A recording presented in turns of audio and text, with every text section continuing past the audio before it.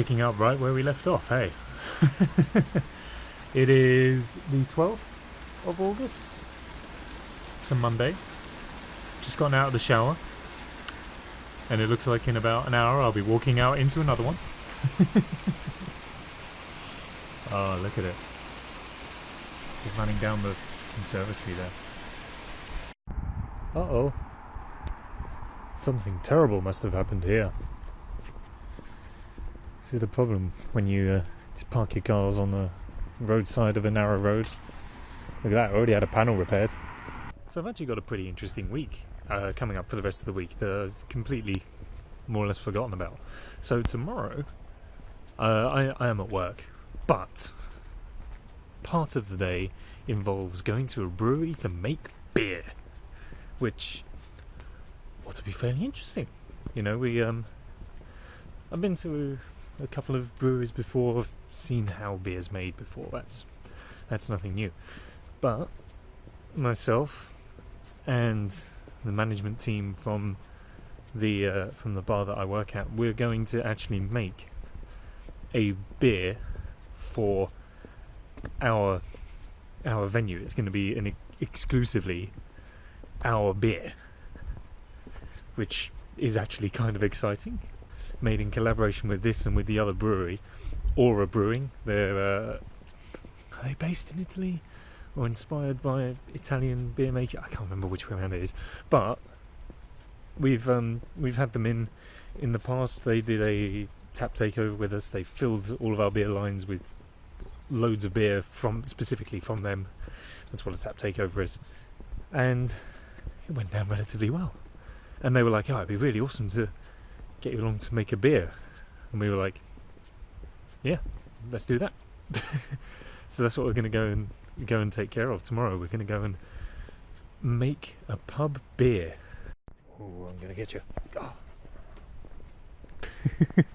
You win this time, pigeon.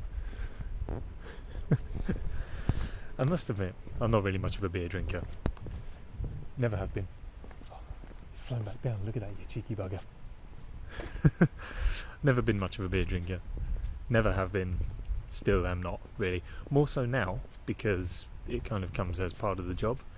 But I've never really been that big into beer. However, I'm beginning to find the things that I do and don't like and that sort of thing. Especially because we have such a huge variety of different kinds come through our doors all the time. So we have... how many is it? I think it's 15. Is it 15 beer lines? Yeah, we've got 15 beer lines, and most of them change every few days. We get new ones in.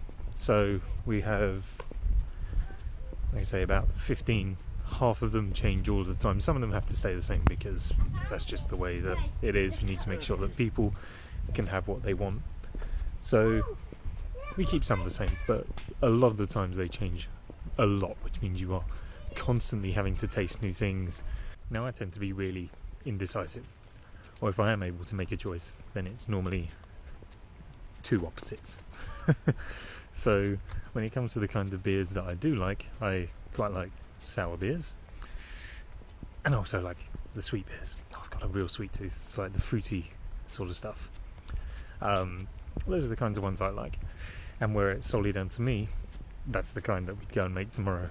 But I think I'm going to be outvoted by the other guys, which is fine. It's a exciting experience nonetheless to be able to make like a unique bar specific beer. Hopefully it like is actually amazing, because then who knows, we could actually have a really cool marketable thing for the bar, which would be awesome. Other stuff to catch you up on. I'm now one of two assistant managers at this bar. You might be able to tell because now I talk a lot more business-like about the place, which is awesome. It's nice to kind of take on that level of responsibility now. It's the most responsibility I've had in the job, so it's really good for me. I've got my personal license now, which every pub owner, every pub manager needs to have to be able to own, manage and run their venue. So now if I wanted to go and do that, then I can. That was pretty much my final barrier to entry, which has now been broken down. I remember the first time we discovered these, walking down here.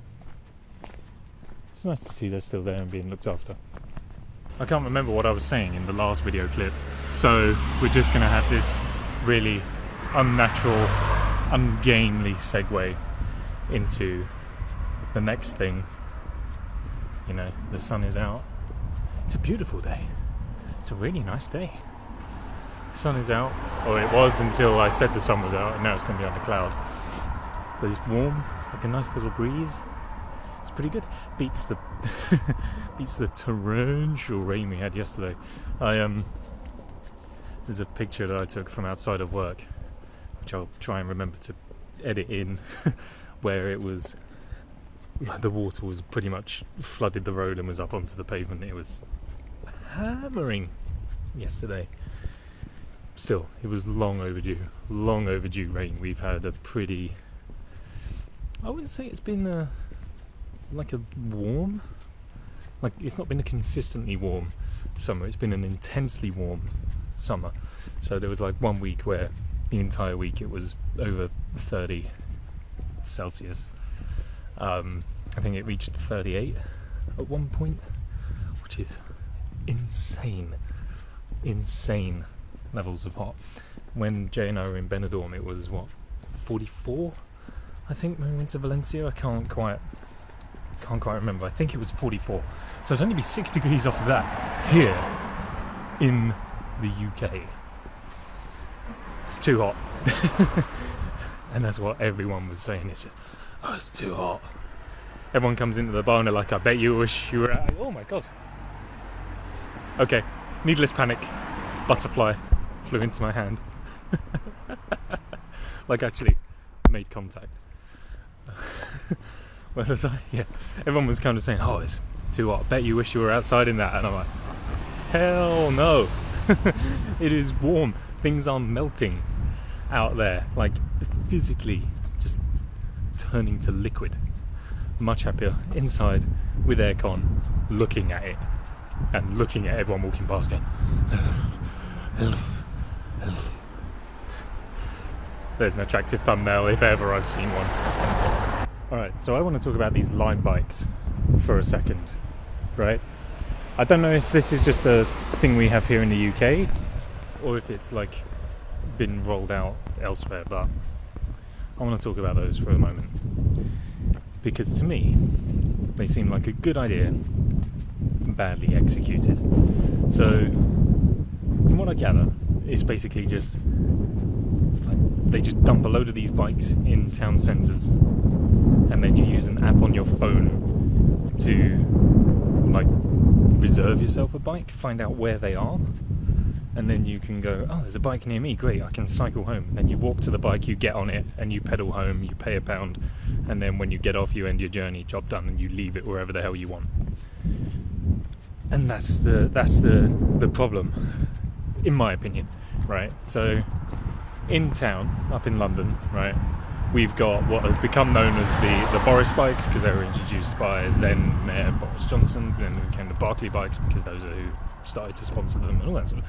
Anyway, there's like, you can find racks and racks of bikes at like train stations and in tourist places and all sorts of busy areas around London. You can just find these racks of bikes and you just pay a small fee and then the bike unlocks from the rack and then you can pedal the bike to wherever you want to and then you park it in another rack and then you tap your like credit card again to finalise the payment, and then it judges how far you've gone, and that's that. And that works because you've got somewhere to put it. Whereas like the thing with those is that you just pick them up from wherever they happen to be, dump them wherever you want when you're done, and then that's it. And they're just kind of an eyesore. Good idea, badly implemented. It's Wednesday the 14th of August, and it's time to go and make some beer. I have an idea that I would like to share with you. And it's a rare idea, because it's to do with movies. And I'm not a particularly big film person, so it's rare for me to have what I think is a genuinely good idea about films. Hear me out. So this was inspired by an advert I saw on the side of a bus for a Dora the Explorer movie. I feel like that bottle was going to fall out of the bag, out of the pocket there.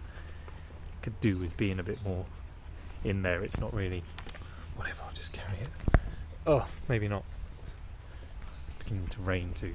So, there was an ad on the side of the bus for a Dora the Explorer movie. We'll get on to whether or not that kind of thing needed to be made at a later date. P.S. It didn't. But anyway, my understanding of Dora the Explorer is that it was a kids' TV show, and she would kind of like be like lost in a jungle or something like that, and then she would be like, oh, we really need a plank of wood to be able to get out of this situation. And she would look at the camera, she'd break the fourth wall and go, can you see the plank of wood? And she would just stare down the screen for a little while, giving all the kids at home a chance to go, it's there! And she'd stare at it, and then it would light up on the screen, and she'd go, hey, there it is! And then they would carry on. It's my understanding of how a typical Dora the Explorer episode goes. And so that doesn't need to be a film. Sounds like we're in a jungle. What kind of bird is that?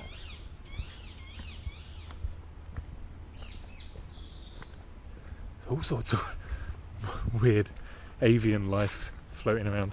Anyway, so that's how I imagine the episodes go. But I can't imagine talking that's how the film's going to go, because it's just a movie. You sit down and you watch it. It's a passive thing. And so I thought, based off of the back of how the TV show is, and also kind of inspired a little bit by Bandersnatch, which I haven't seen because I don't have Netflix.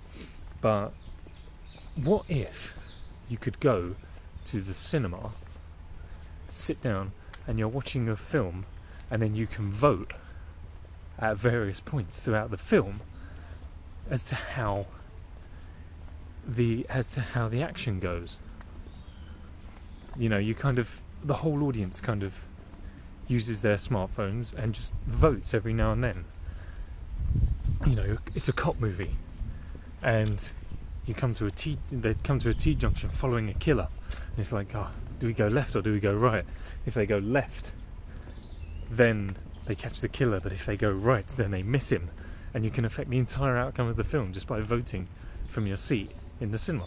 Kind of like a David Cage game, like Heavy Rain, or, you know, whatever, one of those kind of choose your own pathway sort of things, but it's a film, and you play it in the cinema. There are obvious limitations, like I'm literally just spitballing. I just kind of thought of the idea yesterday, but I thought that's, in theory, could be quite interesting. I don't know. Like I say, it all came from basically came from an advert for Dora the Explorer, and I was like, that film could never work because there's no interaction between the show and the kids like there is on the TV show. And then I thought, oh, well, what if there was? And then you could create that kind of cinema experience. I don't know if it would work or not, but it felt like an interesting idea.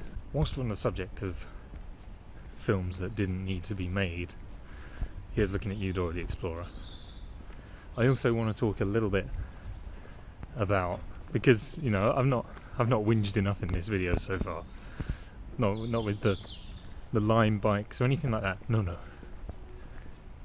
Buckle in.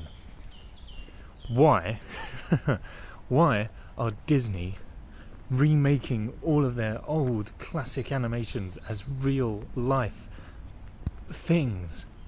It's tasteless is the word that I'm going to go for. I mean, there are real life versions of films that have come and gone before, and I mean, well, they've never really been any good, have they? Really? And now now Disney are doubling down, and all of their they're pretty much going through their entire back catalogue and going, let's make a real life version of that, let's make a live action version of that. Aladdin, right? No,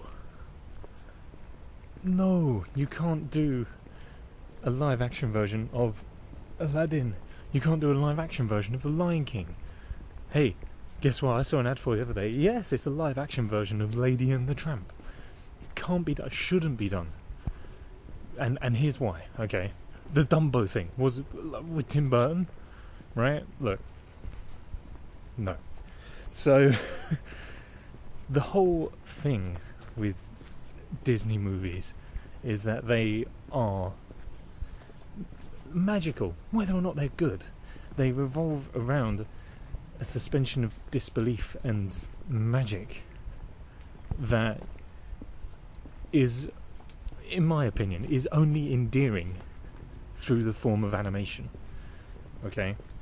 Like, I saw an article about it or something like that, and what it said in there I completely agreed with, and it was the idea, they were talking about The Lion King, and what made the animated version of The Lion King so good all those years ago was the fact that you are watching an animation, so you can suspend your disbelief because you already have. It's an animation. You know that lions don't actually do those sorts of things, and so you can suspend your disbelief, and when you see these lions acting in the way they do in the animation, you go, that's fine. On the other hand, you have the live action, I mean, well, the CGI lions, but you have the live action lions, and it looks realistic, and you can't suspend your disbelief on it. And so therefore you're sat there going, these are real lions, they'd never do this, they would just rip your throat out. They wouldn't. Whereas with the cartoon, like, you are never ever gonna get a baboon lifting a lion up to go, here is your new king. Of course not. But in the animation you can suspend your disbelief and you enjoy that kind of suspension. Whereas, like, how are they going to do that scene live action? I mean, obviously I'm just going to CGI it all, fine, but like, you're not going to sit in the theatre and go, you're going to sit in the cinema and you're going to go, there's a baboon holding a lion aloft above a Serengeti full of other animals, all of them looking up at it going, looks delicious. It's just not going to happen. And have you seen how terrifying baboons are in real life? Not like the cute little Rafiki. I say cute, Rafiki terrified the hell out of me when I was younger. But it's just not endearing anymore to have them as live action movies. Aladdin, okay, the whole film centres around magic. You have a magic lamp and a genie, right? And you can't have a real life genie because they aren't a thing. Especially genies played by Will Smith. And yeah, I saw Lady and the Tramp advertised the other day. Like, they were very explicit in like the blurb. It's like, we're going to use real rescue dogs for the film. And it's like, that's great. It's great that you're giving rescue dogs like a interesting thing to do for their life. That's phenomenal. That is a great thing. But one, are those charities going to get the money from the film? Unsure. Two, how are you going to make two rescue dogs sit down and eat spaghetti? It ain't going to happen. It's happening a lot. Like, all through our media, people are just rehashing things that worked well in the past because ideas are running a bit dry. And they should stop. They worked amazingly and they were brilliant the first time around, and no one's able to recapture what made them great that first time around. Dumbo, we ain't even going to get started on, because frankly I haven't got enough time to moan about Dumbo. I'm kind of doing it more Personal reasons. No, that one. Well, yeah, but may as well get something from.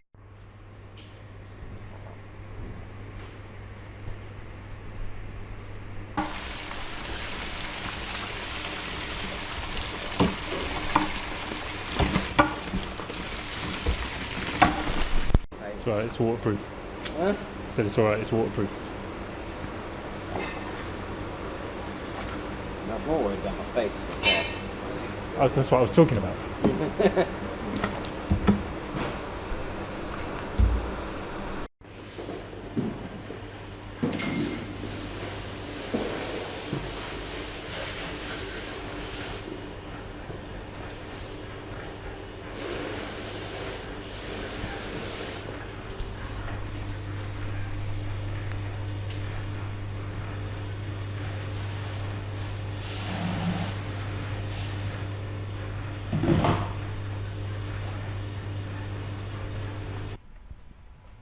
So, it's Thursday, 15th of August. Before I get on to today and yesterday, I just want to... So, correct me if I'm wrong, there were definitely trees there the other day. Like yesterday. Or the day before. Oof. Oh, it's bright. Where have they gone? I've done some of the editing for this vlog already, and I was right. There were definitely trees there at the start of the week, and now they're on. For some reason, it's kind of unexpected, but now there's a lot more light that's gotten into the garden and into my bedroom, which sucks because the light wakes me up early in the morning, and I don't need any more of that. Brewing a beer yesterday was pretty interesting. It was very interesting. There's not a lot of footage, so sorry about that. But the fact of the matter is that there seems to be a lot of waiting around when it comes to brewing beer. So we, although we didn't get to do much, we did get to, as you saw, we did actually get to add the ingredients to the beer and mash it and stuff. So whilst we're not seeing it through start till finish, because we only did like the first stages of it yesterday, so there's actually a load more that needs doing. It needs to wait for a few days before it can actually carry on with that. So whilst we took care of all of that yesterday, there's still a lot more to go, and it means that we've actually put effort into making that. We didn't just go along and watch the brewers actually do what they do. We weren't just there to watch, we actually went and we did some stuff. So I have actually made a beer. In part, I have helped to create a beer that is actually going to be sold for money, which is pretty impressive, I think, anyway. In order to get to the brewery, we had to cross a rail line, so we had to go over this footbridge that led over the railway tracks, and at the other end of the footbridge was the whole footbridge was very dodgy looking. Like, it's not a footbridge you'd walk around at night, let's just put it that way. No one would really kind of do that of their own time anyway, but like, this was a dodgy looking footbridge. Every surface was covered in graffiti.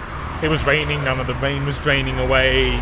It was one of those, it was like a footbridge that was kind of caged in over the top, so to stop people jumping out onto the tracks. But it means that if someone has come up on front of you, then all of a sudden they're bearing down on you from the front. You can turn around to go back the other way, and then someone's appeared from the other way and they're coming. It's a dangerous footbridge. It wasn't very pleasant. And then when we got off the footbridge, we emerged onto a tiny little like section of pavement that then led onto the main road. This section of pavement that we walked onto was, and I kid you not, it was called Carbuncle Passage. And as far as road names go, that is probably the most miserable sounding road name I think I have ever heard. I had to look it up because I know that I knew what a carbuncle was. In my head I thought it was like a kind of blister sort of thing. Turns out a carbuncle is a collection of boils underneath the skin, according to Wikipedia. So there is a road named after that medical condition, when you have boils under the skin. Carbuncle Passage. It's in Tottenham. Look it up on Google Maps, it's not pleasant. Carbuncle Passage. I am on my way to meet Ben for lunch, and then after we've eaten lunch, I'm gonna go and get my tattoo done. So just for sake of reference, here is what my arm looks like now. It just looks like a regular old forearm. A little bit hairy, but otherwise just a plain old boring forearm right now. Okay? That's what it looks like at the moment. Don't think I'm allowed to video any of the actual process. I think like tattoo artists kind of like they're just to kind of work. They don't really want to be being asked questions and stuff while they're doing. They need to concentrate, because if they get it wrong, then it's a permanent mistake. So I'm presuming I'll see you at some point afterwards to let you know how it was. I've heard lots of different things about it. I've heard it's not very painful. I've heard it's excruciatingly painful, except the word that he used began with F and ended in king. Painful. But I've also heard that it's just phenomenally subjective. It depends entirely on what your pain threshold is. It depends entirely on where you're getting it done. So that was why I kind of went for the forearm, because all my other ideas basically involve the skinny parts of me, and I'm a skinny person, so there's not that many places. I think like if you're skinny, then when they're tattooing this kind, it's almost like tattooing straight onto the bone, and that's supposed to be really painful. So that's why I've gone for the forearm, because it's a bit podgy and fleshy. more so than like my ribs are and that anyway. So yeah, we should see how it goes. Have I got any feelings about it? No, not really. People have been asking me that for a few days now. It's kind of, how are you feeling about it? And I don't know. Like I'm not feeling anxious about it. Like I know what I'm getting. I trust the people who are doing it, and I feel like I'm reasonably well informed enough about the process and what to expect. So I don't feel like I have any reason to be nervous. There's the whole idea of like, well, you're permanently marking your body. It's like, yeah, well, I've had my appendix taken out. My body's already permanently marked with scarring anyway. Like, you know, that's not too much of a bother. So I'm not really nervous. Am I excited? Not really, because I'm going to be being stabbed with a needle for 4 hours. So I'm not really excited. But like, also, I don't know if it's something to be excited over. Really. Am I looking forward to it? Well, again, I'm being stabbed with a needle loads of times, so I don't know. I have no strong feelings one way or the other. I think probably the best way to put it for right now. But we will see how it goes. Maybe I'm a little bit excited. I don't know. I'm intrigued. Intrigue is probably the way to put it. I'm intrigued to see how it comes out and what happens. It is done. Would you like to see it? I mean, I'm gonna show you anyway, but well, I mean, it's probably a really bad angle. Also, it's kind of painful. Look, there you go. Are you all in? I think we're all in. Look at that. I'm really happy. Really happy with it. I absolutely love it. Even through the cling film at the moment. It's so much better than I thought it would be. I love it. It's great. I obviously couldn't really film it. I didn't really want to put the artist off. I think most artists are kind of that way. However, Ben was there with me for a while I was getting it done. He took a few pictures, which if he sends them over to me, I'll try to remember to edit in. I took a couple of like before, during and after pictures as well. I will try and remember to edit those in also, so you can kind of see a little bit about what was going on. I'm sure that the big question is, did it hurt? Yes. It hurts. It's a tiny needle stabbing you thousands of times. It hurt. But the sensation was not unbearable. Everyone's kind of subjective when it comes to this thing. Everyone has different pain thresholds and all that sort of stuff. I'm sure I feel like I've already said this anyway, but for me, the initial line work for like that he drew on there, so he knew what to fill in. The initial line work it feels like a cat scratch sort of thing, basically, just kind of like a cat scratching away at your skin. And although unpleasant, like I say, not unbearable, it was actually relatively okay. It was only like this mild, scratchy, stingy sensation, but then as soon as like he took the gun away, it vanished. It was only there while he was tattooing, and he took it off, and it was fine. The shading was painful. Again, not too unbearable. There were times where it was a little bit more painful, but for that, it's not so much just like a fine needle that's doing it. It's more like a thing the size of the fingernail, basically, and you just kind of like scratching away to fill it in. That felt more like a really long Chinese burn. It's the only way I can kind of describe it, really. It's just an endless Chinese burn. But again, like, not massively unbearable, at least for me, at least on this part of my body. So all in, not too bad. Like, it was less agonising than I thought it would be. I nearly fell asleep a few times.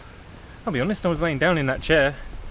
It might be to do with the fact that I'm really tired, but hey, I nearly fell asleep while this man was clawing away at my skin. But yeah, it's fine. I'm super happy with it. It is awesome. I've got like some aftercare instructions. I'm going to go and take care of it when I get in, but I'm happy with it, and I'm glad I got it done. It's my only regret at the moment is that it's taken me so long to get one. I'll be honest. Everyone who I know who has tattoos has said that once you get your first one, it's kind of like the start of a itch, and then you just need to get more and more and more. I can kind of see how that gets ingrained. I'm not dying for another one right away. It's expensive. I should let this one heal. But I can kind of see. It's nice. I do like it. How's my arm feeling now? It just feels like when you burn yourself, right? And then you run it under cold water, and it's fine. But then there's just like a little kind of, you can still feel the burny sensation on your hand. That's all my arm feels like now. Again, not unbearable, not even unpleasant now. It's just there. It's now Friday, the following day from yesterday. That makes it the 16th of August, and I've just woken up. But just thought I'd wrap off this video by showing you how this looks now. I'm really, really happy with it. Now it's just a long old time for aftercare. Basically, got to be rubbing cream on it and stuff for a long time. He said it'll take quite a while to heal because of all the shading. So it's going to be a long old process, but I am happy with it. So yeah, what a week it's been. I'm going to wrap up the video here because it is a long one, longer than I thought it would be. It's all those whinges and moanings and things like that I got carried away with. So yeah, thank you for watching my first official returning vlog.